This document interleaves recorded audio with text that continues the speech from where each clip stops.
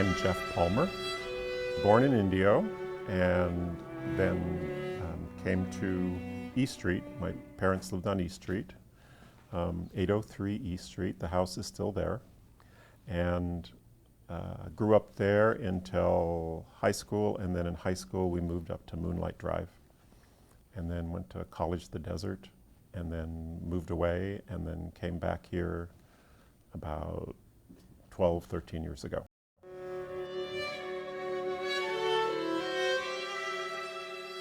Grandview was just a dirt road.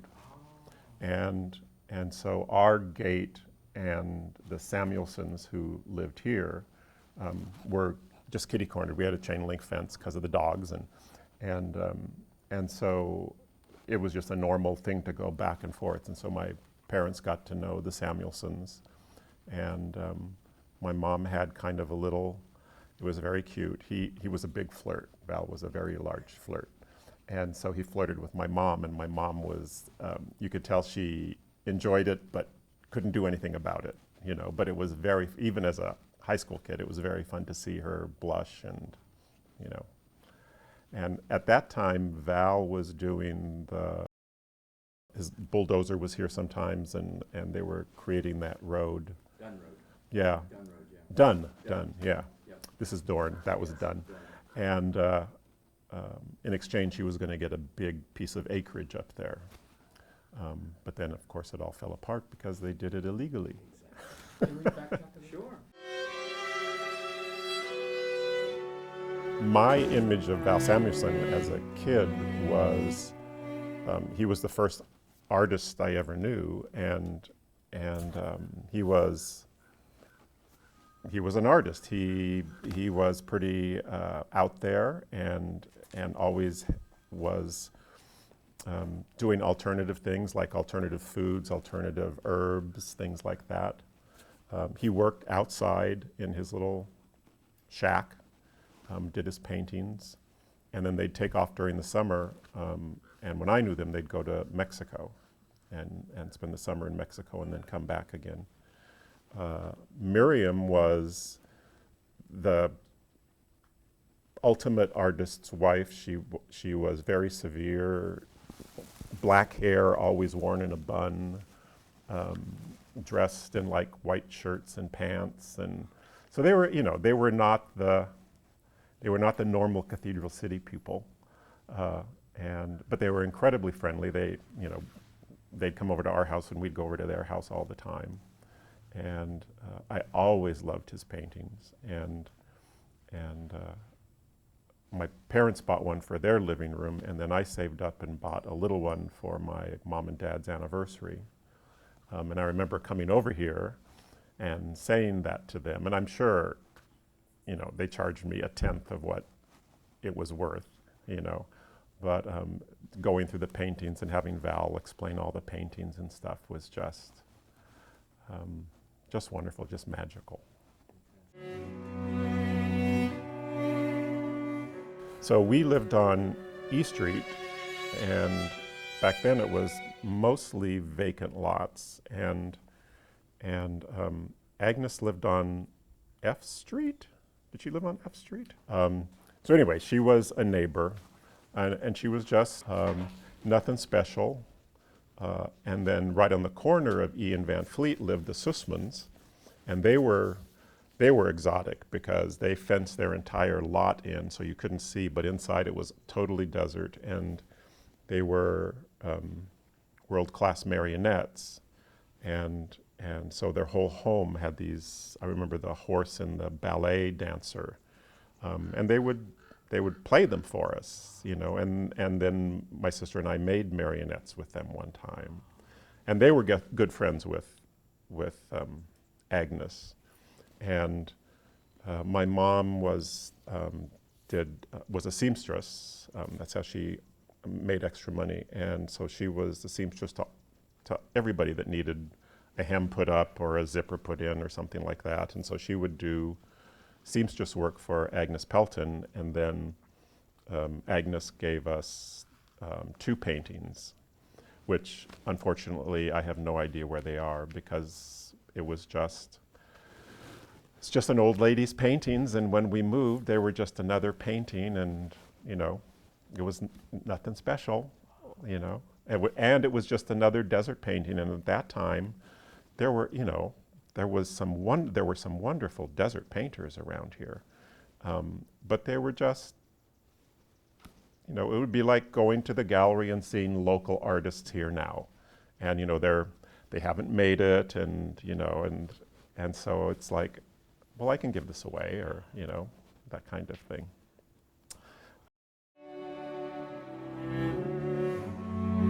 I don't know, that was two different kind of stages in my life. Like that was the E Street stage, you know, and then when we moved up here, I don't remember her after moving up here. Yeah.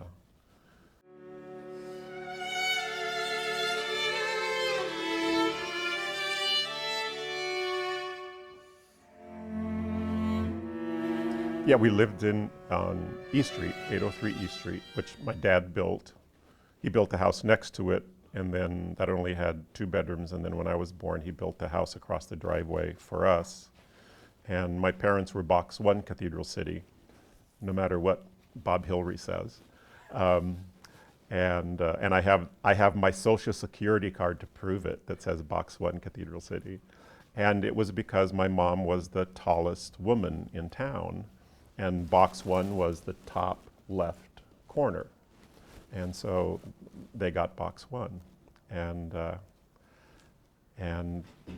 they ran a little in the little market, which was a barracks building. There were several barracks buildings, and then there was a Chevron gas station, and that had the post office in the back of it.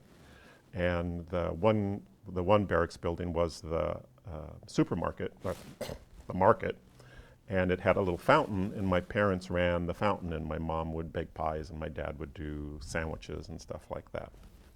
And then my aunt on the corner of Van Fleet and the highway owned a little motor court, which was just little cabins with a little carport next to them. And she was she was one of the lesbian contingent in the Cove, which there seemed to, more I find out, the more it seemed to be you know, like Palm Springs was the gay town. I mean, it's the gay town now. Well, back then, for some reason, it kind of attracted lesbians. And my aunt, who was always very different, and at one point we were having dinner at her place, and she then had 5 acres out on Bob Hope Drive in a date orchard. And we were passing by going to the bathroom, and she sat me down on the couch, and she said, you know, Jeff, you and I are a lot alike, and you'll understand that when you grow up. And she was a career waitress, and then in the summer, she and her friend would get in her friend's camper and travel across country.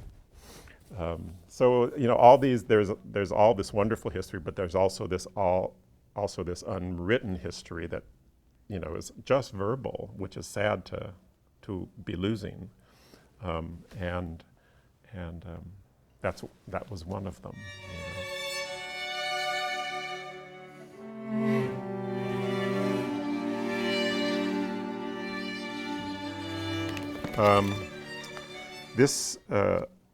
I got this I got this from Vivian Price, who was my first girlfriend in high school, and I knew her when I went to St. Teresa. And she lived on the corner of Palo Verde and San Jacinto, and she still owns the house, and she was cleaning out the drawers, and she asked me if I wanted this.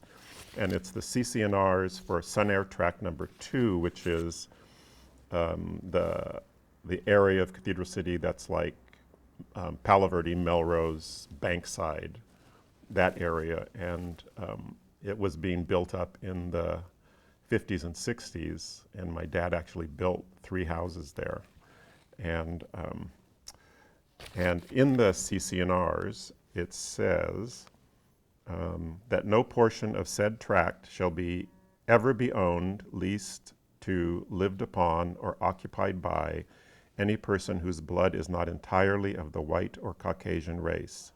It being agreed for the purpose of this paragraph that no Japanese, Mexican, Hindu, or any person of the Ethiopian, Indian, or Mongolian races shall be deemed a Caucasian, provided that if persons not of the Caucasian race be kept thereon by such Caucasian occupant strictly in the capacity of servants or employees of the occupant, such circumstances shall not constitute a violation of this condition.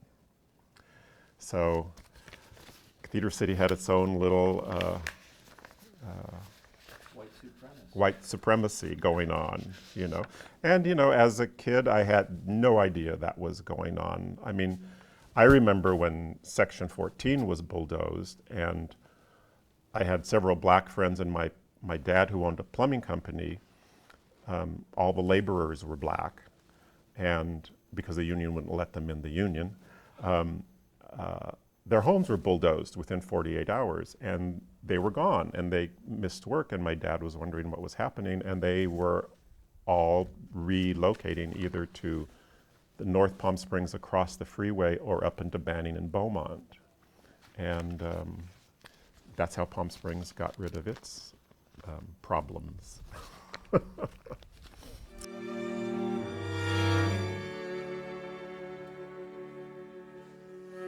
Like, it happened probably about 27 years ago. It was a little bit before I met Joe. I think the workshop was right before I met Joe, I'm not sure. But anyway, it was a workshop for photographing the male nude, and it appealed to me on lots of different levels. So I took it, and it was very, very professional, and which was a little bit of a disappointment. But for the artistic part of me, it was great, and that's what I steered towards. I found out that if I let my sexual desires overtake my artistic desires, that the photos were lousy. You know, that just didn't come out the same. But if I concentrated on the male form and how the light hits the different planes of the male form and things like that, then I absolutely fell in love with those images. And it was also during, it was right at the beginning of the whole AIDS pandemic. And Joe and I were, we actually met volunteering at the AIDS Project in San Diego. And during that time, that's when, after that, was all the federal money came in, and we got really disillusioned by what was happening in the organization, so we left. But I still wanted to do something, so I told them I would do a calendar as a fundraiser for them.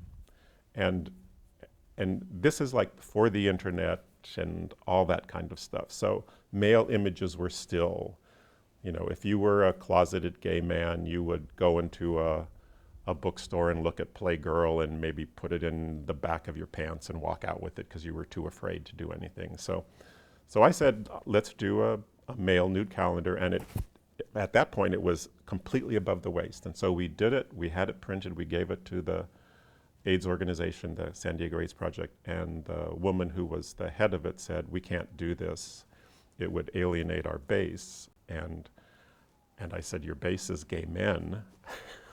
And so she refused, and so we did it for the AIDS Assistance Fund, which was direct care kind of stuff. And then the Advocate picked it up, and then it became national. And so we started doing the AIDS benefit calendar. And in the 11 years that we did that, we raised $500,000 for people with AIDS to direct care organizations. We didn't want to give to the big organizations anymore. So we did that for 11 years, and it consumed us. And finally, by that time, the whole pandemic had kind of gotten under control, and we were spending 8 months of our lives doing the calendar. And so that ended, and then I just started doing it as fine art photography. And during that time, during the calendar time, both Joe's and my purpose was to do lots of couples photos because people were so sex phobic in those days.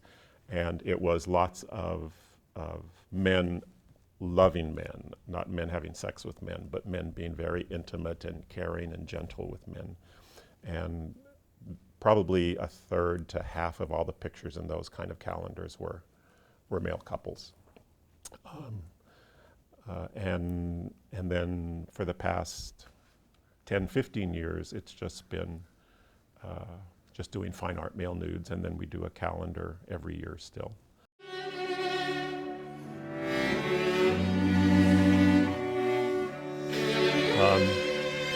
I've always been in love with the Cove, ever since I grew up here. I mean, when I grew up here, terrace, my parents wouldn't allow me to ride my bike above terrace, because terrace at that point only had the little homestead cabins on dirt roads. And so it was wild, and there were snakes and there were coyotes and all that kind of stuff. But it was just magical to me. And so I always have had a love for it. And I always came up here we've lived in Palm Springs for like 12 years, something like that. And I was just driving around the Cove one day and drove past Val and Miriam's house, and it had a for sale sign on it, and it was completely dilapidated, just really sad.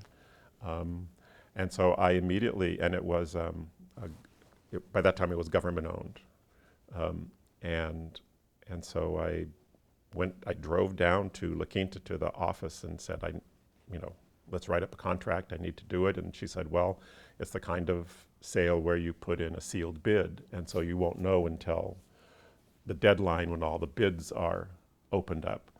And so I would come up here all the time, and there'd be people like looking in the windows and all this stuff, and getting very, very nervous that somebody was going to take it and do what they did with the house 2 doors up, which was another little desert house. They scraped it and built a new house. And that's the last thing I wanted to do. And the people that were coming up here that I was talking to, that's what they wanted to do. And so the bid was opened, and we won, and then we started. And we've changed the house, but the bones and the floor plan are exactly the same. And I think we've kept it rustic, which is, I think Val would really love the house. I think Val and Miriam would really love the house. It's still in the spirit of what they have, and the lot some of it had like new plumbing and sewer and stuff had to happen, and so it got flattened. But now we're completely roughing it up again and putting in nothing but native plants, so it'll stay completely desert. So it's I grew up in a desert that looked like this. I grew up on East Street with lots of vacant lots that were native desert. And my mom would let me climb the hills when I was like 8 years old. And that's the desert that I fell in love with, and the grass and non-native trees and all that kind of stuff just holds no desire for me. So when I saw Val's house, which was pure desert still, and a cool little house. The good thing about it was that we had flipped houses for 20 years. So we could see, yeah, it is a little old house that needs lots of love, but it could so be saved. It didn't have to be bulldozed.